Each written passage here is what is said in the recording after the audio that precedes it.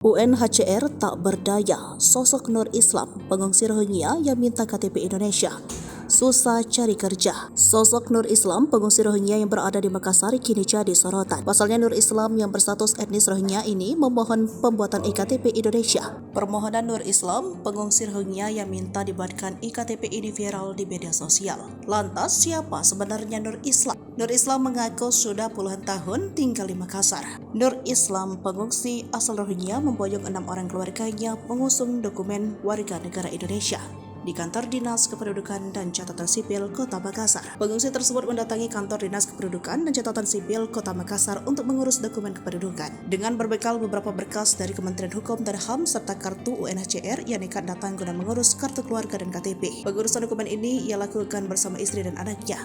Lantaran selama hidup 23 tahun di Indonesia, ia bersama istri tak bisa mendapatkan pekerjaan sementara anaknya bisa sekolah di negeri. Menurut Nur Islam, ia telah tinggal di Indonesia sejak tahun 2000 dan berada di Kota Makassar pada tahun 2013.